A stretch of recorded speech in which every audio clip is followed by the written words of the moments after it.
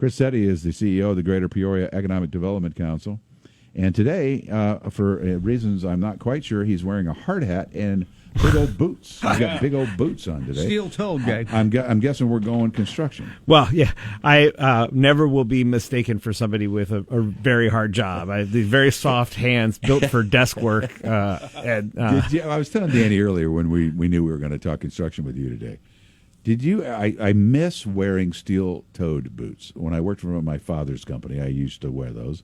And there's something very tough about wearing those. When you're wearing them, you feel tough. Do you know what's the opposite of tough? Is when you're wearing dress shoes, but you go to one of these places that requires, and they make you put these little booty things, these little toe covers Yeah. that then you kind of clack around, and it's almost like, hey, there's the nerdy guy over there, and you're wearing the safety glasses over your glasses, and a hard hat that doesn't quite fit, and you just feel like you're cosplaying. Dude, I know exactly what you mean, man. But construction in your world, we've talked over the number of years about all these different sectors of the Peoria economy, right? Obviously manufacturing. We've talked about agriculture and ag tech. We've talked about healthcare. We even talked about human services, right, and the importance of that as an employment sector. But I don't think we've ever talked about the importance of the construction sector. I would agree. Which collectively, I think, is like the fourth or fifth biggest employer, right? Right. When we think about a company, when we think about manufacturing, you have Caterpillar that has 12, 13,000 employees, or we're talking about healthcare, right, and OSF with 13,000 employees. Sometimes we think of the construction sector, and there's not a monolith, right? There's not just this giant company out there that employs thousands and thousands of people. But when you put them all together, it's actually really, really important for our economy. And we're lucky here. Every region has construction for sure, right? Because but we have not only great construction companies here that do work here, but we have construction companies that are based here that do work all over the country. Correct. So River City Construction, Core, Point Core, PJ Hare. These are some of the bigger companies. We have a company like O'Shea, which has an office here, but a very big operation, in Springfield. So we're just really lucky that we have such a great construction background. Well, every time I go by on my way home, the McCluggage Bridge, I think that was a contract. Because that was 4 or 5 years. It's right, and there's both vertical and horizontal sort of construction, right? So we have all of this infrastructure that we do around our region, at the surface level and quite frankly below the surface, water, sewer, all of those things. Those are all important jobs. Then the vertical construction, everything from a hospital to a house, right? Right. And how important that is. I do think it's helpful that it's also a signal, when we're talking about trying to attract companies, is that they can find it all right here, right? They can find the workforce to build them their next thing. And I don't know that I have ever thought about articulating that as a value in our, when we're making our pitch. Right. But I do think that's a really important factor. And the sub layer to that, if I may, I'll just kind of channel my friend Matt Bortolo of the trades. Yeah. It's because we have great trades Absolutely. people. And so it's all one big thing. And, of course, ICC's kicking in now and other organizations about getting people directly into that pipeline.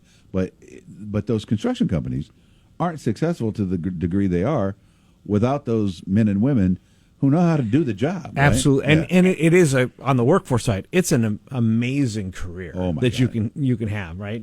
And I would think, as somebody who enjoys the work I do because I get to see things that I was involved with, right. Come to life in a very kind of desk-oriented way, obviously.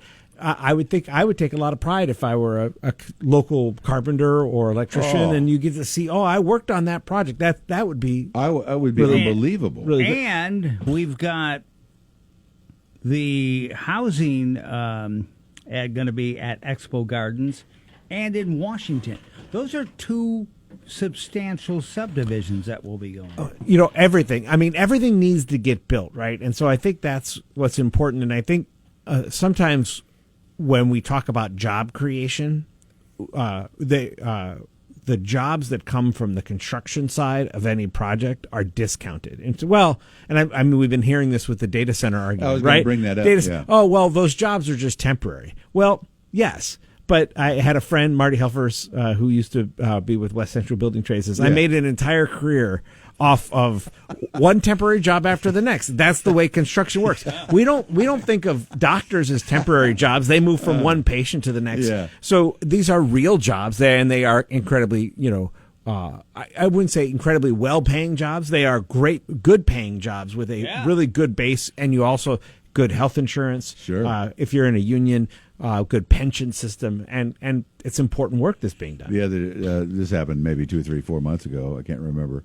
But a young man I saw on Facebook had gotten laid off, and there were some circumstances which I thought it might behoove ourselves here at the Greg and Dan Show to maybe help him. I felt kind of bad for him the way and I reached out to him, and he's like, "Oh man," he goes, "Maybe I didn't say it right." He goes, "I've been a union construction guy for a year. He was a pipe fitter, I think. The job just ended." He goes, "I'll get a new one here in a minute." He goes, "I've been doing it," and like your friend Marty, he's been doing that for a career. I'll get another one. Right, and there are plenty of people who have made really great careers, and they're great parts of our community. And these construction companies that that we get to work with really are bringing dollars home, right? So a River City or a PJ Hare or Core, these companies that are doing work outside of the region. That's the particular types of companies that I'm the most interested in are the ones that aren't just recirculating dollars in a community. Those are certainly important. But it's those companies that are headquartered here that are doing work in Missouri, or they're doing work in Indiana, and they're bringing those Indiana and Missouri dollars back here to Peoria. Wait a minute. So you're kind of saying, in a way, that it's up to you at the EDC to attract more businesses in there so we can build. Absolutely. I mean, I think one of the reasons that our investor base includes many of those construction companies, West Central Building Trades Council, architecture and engineering, companies, is because they realize that if the economy is going well, there's going to be more work for them to do and to take advantage. Well, of. And I'm going to plug this because it just came to my mind. A great example of this on not a brand new building kind of a construct, but our friends at Morton Industries. They bought a building in East Peoria. They're retrofitting that to suit their needs. Of course, I guess there is a lot of construction in there. It was a distribution center, not a factory. Now it's going to be a factory. Right. Yeah. When I was over there, there were a bunch of a lot of stuff construction guys in there doing work. And a plug for us, Dan and I are going to broadcast from that site on Saturday morning. Nice. And they're going to invite people to come over and explore job opportunities and such. And Mr. Steve Stewart, our good friend from there, will be in this room on tomorrow at 8:40. That's awesome. It's all one thing, isn't it? It's all one thing, right? Man. Morton Industries can't do what they want to do without having the company. I wish I remember which company signs I saw out there, but I don't want to misidentify them. I got you. Without those construction companies, there to electricians and plumbers to make all of that stuff work. How are we positioned with our skilled labor that companies kind of make a decision to move here or not to move here because we do or don't have enough of those people? So if we're talking about construction skilled trades, I'm not trying to recruit other construction companies here. Well, this is for another day, and I'm talking about Morton Industries. Oh, right. Well, those type of people we need. Okay, we need our construction people, but we also need skilled worker people. Absolutely. No, and we're working on that all the time, So we have a brand new president at ICC in Dr. Roll, Monica Roll. Yeah. And her staff are, picking up the mantle from, the previous administration with Dr. Quirk Bailey and moving that forward. My organization is about to release a report about the career and technical education at our high schools, which has gotten a lot more important. How are we at the high school level? A place like Pekin High School has just an incredible CTE program where they are churning out young people with skills in hand and then pushing them into whether that's the construction apprenticeship program at one of our trade unions or at ICC, or just right into the workforce with a CNA degree or welding certificate. It's great. We always need more. We know we have a considerable percentage of the population that is simply not in the workforce. That's the That's the trick. that's the trick.